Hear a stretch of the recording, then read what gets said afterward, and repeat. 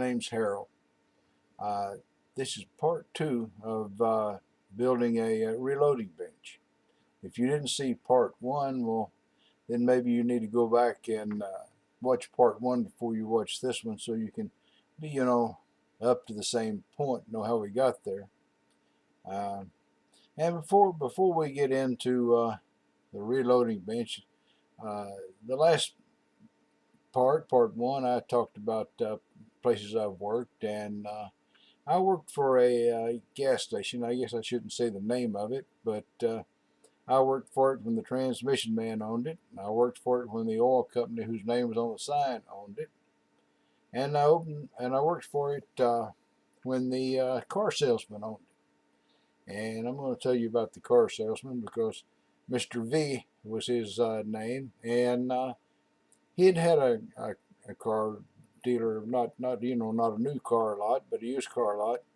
I guess most of his life, one place and another.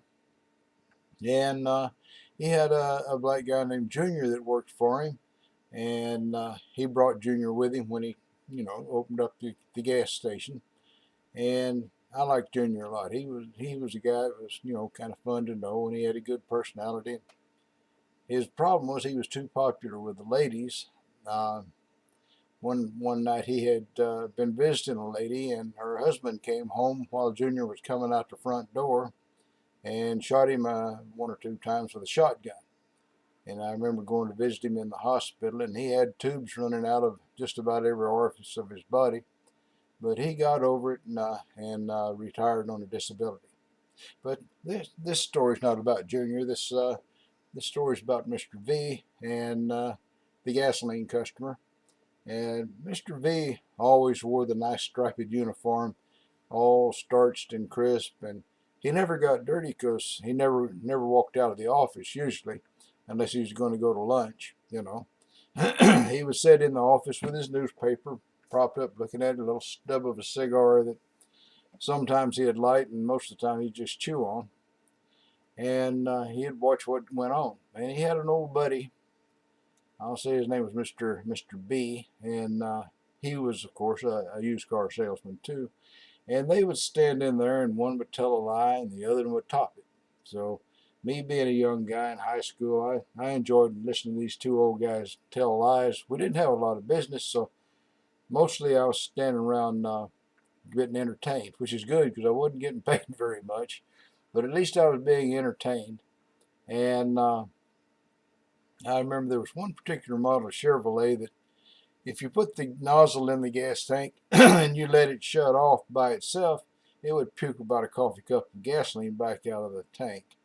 And so you tried not to let it cut off on its own, but these were full service gas station days, and you had to wash the windows and check the tires and check the oil. Of course, we only checked the tires they asked us to, but you always check the oil and wash the windows.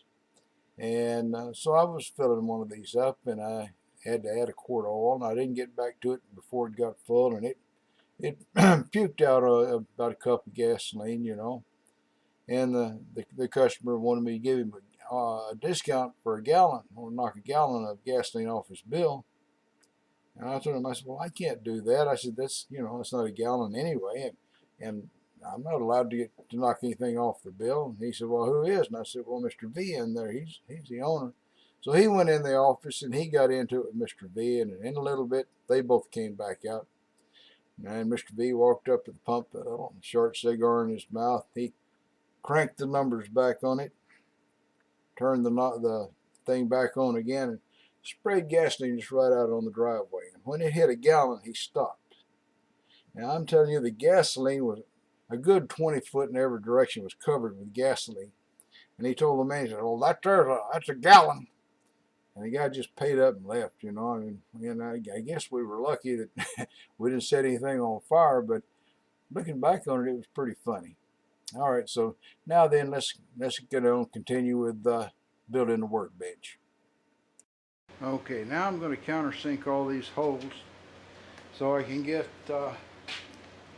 washer down in there, and then the bolt to sink the bolt head down below the surface. And I'm going to do every single one of these little boogers like that all the way around using this this little bit right here. I don't know if it focuses on it or not, or if it's on the camera. There you go.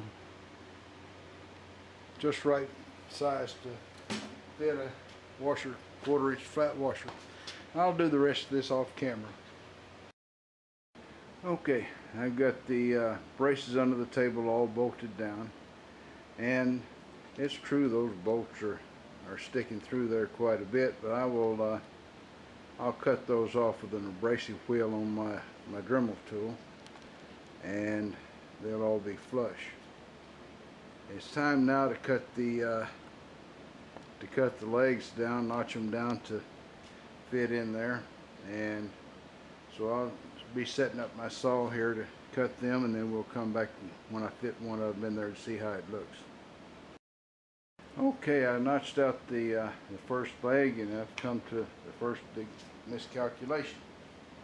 This thing, I'm going to put it in here. It gets in the way of the bolt here and the bolt here. I'm going to have to actually notch out a little piece there for that one to fit. Over here, same problem. 2 bolts in the way. Just barely on one of them. This one here, it fits down there, but it's touching the bolt. I don't know if it's sitting on top of it or not, but I'm sure it'll have to be notched. And this one really gets in the way of the bolts. But almost a half a bolt there. So I guess I got carried away and didn't do enough measuring and enough planning. So now I've got to replan this a little bit. I'll be back.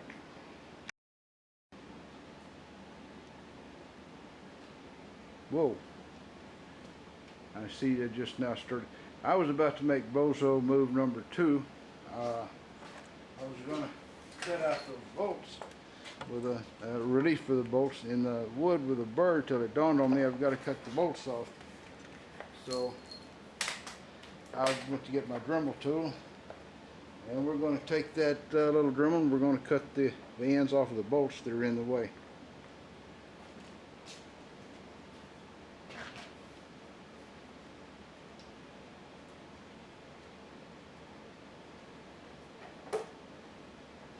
I need a little wrench.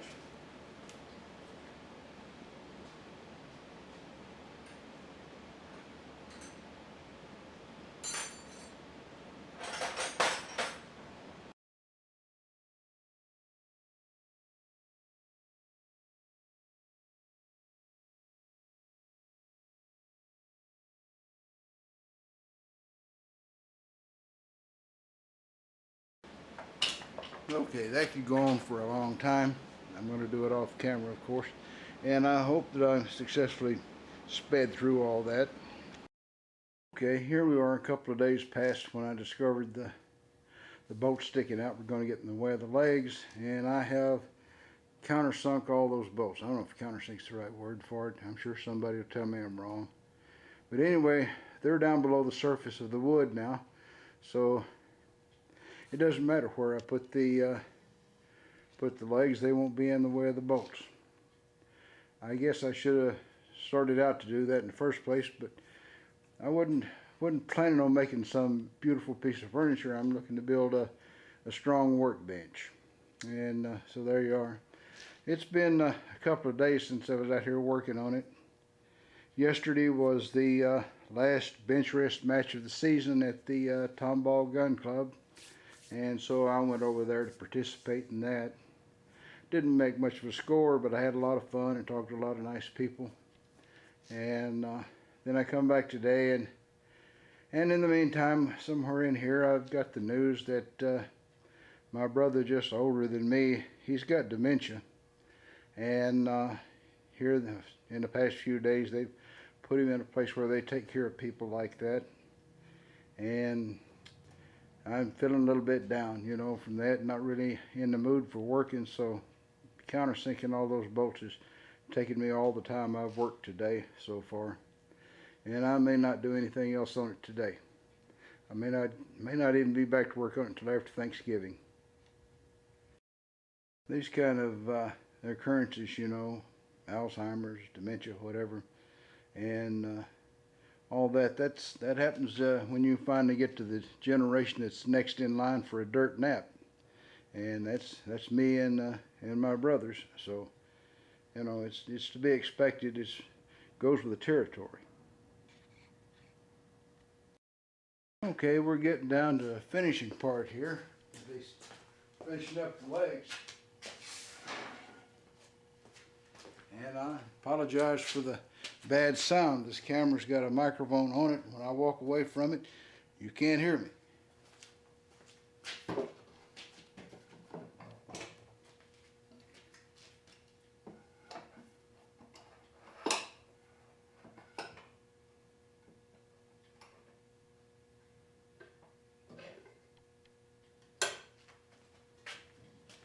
That'll start that.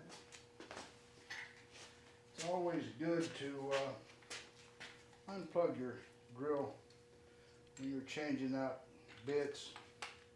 It's real easy to hit the trigger and have the thing wrap around your arm, the card wrapped around your arm, and maybe a bit eat into you some. That's not as much fun as a lot of other things that I've done. So I always unplug it when I change bits. Well, this bending over is rough on an old fat boy, I can tell you that.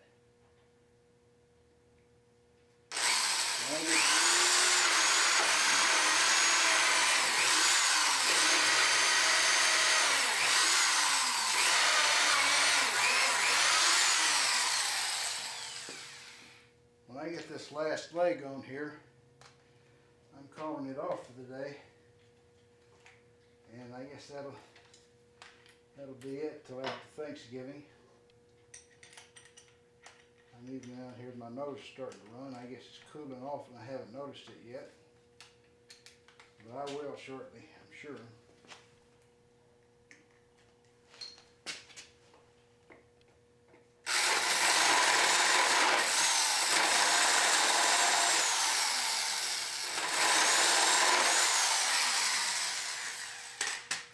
Got a whole bolt.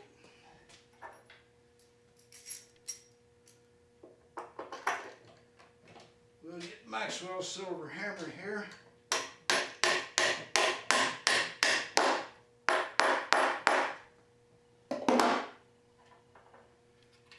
built that hammer when I was 16 or 17. It's not a Tom Lipton quality hammer, mind you, because it's not even, I don't remember if I heat treated the head of it or not. Somehow I doubt it. It was a metal shop project.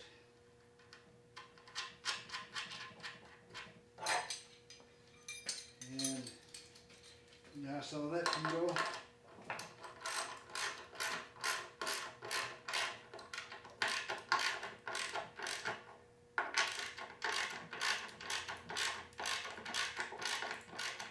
I decided to go and countersink these bolts here instead of putting them in and then coming back later and redoing them like I did all those others. And that feels tight enough.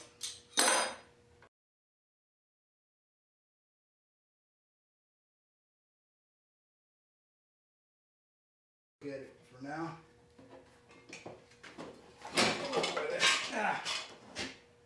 That's heavy. that booger's heavy. I'll tell you that.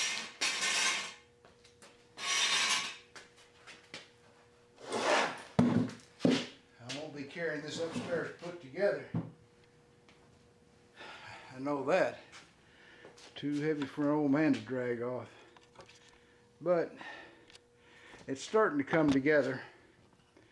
And the next thing I'll do is I've got a top.